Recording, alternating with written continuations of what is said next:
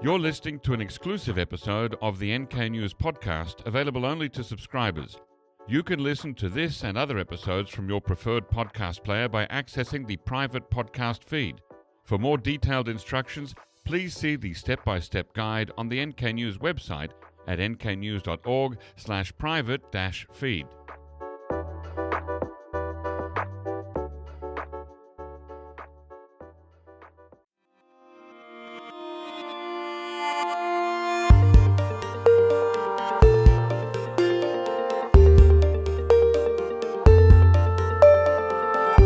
Listeners, and welcome to the NK News podcast. And today we are recording this episode live in the studio on the 1st of May, Labor Day, or Noordomjayajol.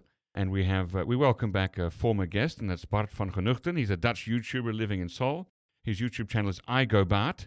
He first became famous in Korea several years ago for his travel videos taken on his first trip to North Korea at the very end of 2018 and beginning of 2019.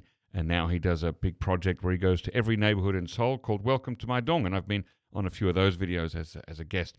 Last month, in early April, Bart was one of the first Western visitors allowed back to Pyongyang since January 2020, over 5 years ago, because of the COVID lockdowns. And that was for the first Pyongyang International Marathon since 2019. So Bart, welcome back on the show. Thanks for having me again. Yeah, but has the DPRK become the next hot destination for online influencers? Sadly, yes. It was a bit embarrassing. Every time the bus doors opened, a group of 20, 40 foreigners stormed out with the cameras out and immediately started talking to the camera, pointing cameras in people's faces, asking weird questions. It was weird. Now, as a YouTuber yourself... Yeah, I sound like a hypocrite now. Do you feel strange criticizing them? Yeah, a little. Because I'm there for the same reasons. You know that... To make content. And you know that North Korean content does well. Yeah. But not for everyone, because I've seen a lot of the other videos that my fellow travelers made, and many of them didn't hit that many views. So it still depends on your skills in making stories and coming with the right story. Right. Now, at the time of this recording, you've got 2 videos up already of the marathon. Yes. The third one's going to drop tomorrow. So by the time this episode comes out next Thursday, that third video will be up already. And you've got 2, possibly 3 more coming out after that. Right. Possibly so it's a series 4 more even. Oh, wow. So it's quite a series then. The last video I want to do is together with a North Korean defector. And then look at my footage. And then discuss what happened in North Korea coming from the real expert. Now, so technically this tour, the marathon tour, it wasn't actually a tourism tour. It was specifically just for runners, amateur runners.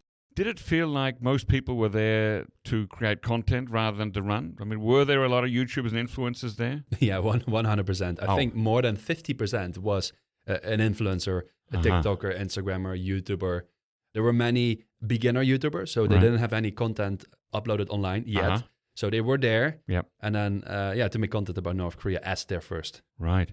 And were people busy uploading material while at the Sosan Hotel in Pyongyang? Some people were. Yeah, there was a guy from Georgia. Every morning, he just woke up an hour earlier than all the others to upload stuff on Instagram. There were guys from India also uploading stuff in the morning in the hotel. Now, that is something unusual, or at least it's new, because when I was last there in April 2019 for the marathon, you could only get very, very, very limited and patchy Wi-Fi at the Chinese-run casino in the basement of the Yanggakdo Hotel. So there wasn't, unless you bought a special data plan from the phone company in North Korea, there wasn't a place to get a good Wi-Fi connection. So how was the Wi-Fi when you were there? It was all right. 10 minutes, you paid a couple of dollars. Okay, so you actually pay time increments. Yes, okay. You do. Yeah. And then the only thing I couldn't do was a video call. So that took too much data. I couldn't do that. So you could upload a recorded video. Okay. Some did. I didn't even try. Okay. Because I was afraid. Right. No way I'm going to upload stuff in South Korea while I'm in North Korea. Yeah. You think twice before you do that. Yes, because you do, after all, live here in South Korea. Yeah. Now, do you think that your North Korean guides knew who you were and what an online content creator does? That is hard to tell. They don't ask questions to you, not many. Mm-hmm. They don't ask what you're doing. They didn't ask any of us why we're filming. And that was the weird thing about it all. Because imagine out of the 200 plus people that were there, maybe 110 were filming all the time. Right. And one time the guide said in the bus, I know our country is a bit strange to you, so I know that's the reason you want to film everything and you ask all these questions, but please be respectful. That's all she said. Yeah. So, no, I don't think they know why we're filming. So did other guides talk about the filming a lot as well? Or No. Just but there was a time, and I know this because we've talked beforehand, there was a time when it was clear that your guide knew your YouTube handle. Yes, and I forgot. So stupid me. I forgot that I filled in one of the papers before the trip that my job is content creator. Right. Which is, I mean, it may not be a job description that exists in North Korea, but anyway. Yeah, and I filled in iGoBart. Yeah. I didn't know that would have been handed to them when I filled it in. So, yes, I was on the paper, on the guide's paper as iGoBart. I see. CEO of, I don't know, making content or whatever. Right. Wow. Okay. So they may not have known what iGoBart was, but they knew that was your handle. Yes. I don't think the guides know who I am, but I do think North Korea knows who I am. But obviously, they screen everyone. Obviously, yeah. Now, did it seem to you, speaking of being respectful, that other content creators were being respectful and culturally open? Yeah. How do I say this nicely? Because they are my colleagues after all. No, I don't think people were there out for the sensation. They were there for the freak show. Yeah, they were actively looking for the freak show. They were actively asking questions that kind of, they were on edge with what you're allowed to ask them. And you know the answers, and you know that you're going to get a weird answer. You get this NPC kind of behavior from the guides. Mm-hmm. But still, they ask because they know back home when you upload that, you can make a weird title, weird thumbnail, and you get exactly the views. Yeah. As an example, did people ask, for example, about eating dog meat in North Korea? Was that something you saw them filming? Not that I've seen myself. Okay. We ask among, people ask me, for example, do they eat dog meat here? Because I know you've been there before and you live in Korea and you speak some Korean. Yeah, exactly. Yeah. They didn't ask the guide, but they asked questions about Kim Jong-un, his family. I think one guy at some point asked where he lives, how big the house is, things like that. Right. And you could just see the guys becoming a bit uncomfortable. Did any of the other travelers have knowledge about Korea or Korean language ability as far as you could see? No, not so many. Maybe a handful. Okay. Well, obviously, again, the Koryo guides, they do. Maybe one or two others that could speak some Korean from the group. I think one guy was from Libya. Oh, wow. Lebanon. Lebanon, and he studied he was Korean a teacher in South Korea. He was what? A teacher. Oh, it's interesting. Okay. Yeah. It's actually funny you should say Lebanon because back in the 1970s, the English language version of the 3-volume biography of Kim Il-sung was published in Beirut, Lebanon. Really? Yeah. By Pek Bong was the author's name. Yeah. But there were even Americans in the group. 3 Americans. Dual national Americans traveling on other passports? On other passports. Under the new, not new anymore, but under the Otto Warmbier law, Americans can be putting themselves into danger. Yes. Or at least, danger with their own government, that their passports may be cancelled. Exactly. Yeah, I think there's one YouTuber with specifically an American in North Korea. I think that may be his handle, right? I saw some of his videos come up on not just YouTube, but also Instagram. Oh, really? Yeah. And I think he said, or put up a video of showing a passport that he had obtained by investing in a small Caribbean nation. I forget which one, whether it's Dominica or wherever, but he has and so he did that. Maybe it was Malta with the golden, was it golden passport? Perhaps, yeah. No, I don't know.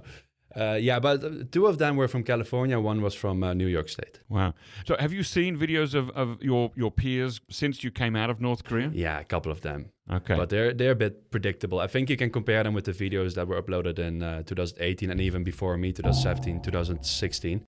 Yeah, it's also predictive. It's about the rules. It's about what you're not allowed to do and taking photos with the leaders and stuff like that. So do any of them go beyond the level of clickbait and, everything for the likes? Yes. Yeah, some of them do. Okay, well, it's nice that something... Yeah, but most of them don't. Okay. What I find uncomfortable watching some of them is that you can clearly see they push boundaries. Yeah. And I think they, at some point, put also the lives of guides at risk. Say more about that. If you ask certain questions and you put those questions and answer on YouTube for the whole world to see, you expose the guide. You literally show that the guide was exposed to certain questions about questioning the regime or the leaders or giving too much away about life outside of North Korea. Yeah. Then you show that guide has information that maybe she or he is not supposed to know with certain consequences when all the foreigners leave the country.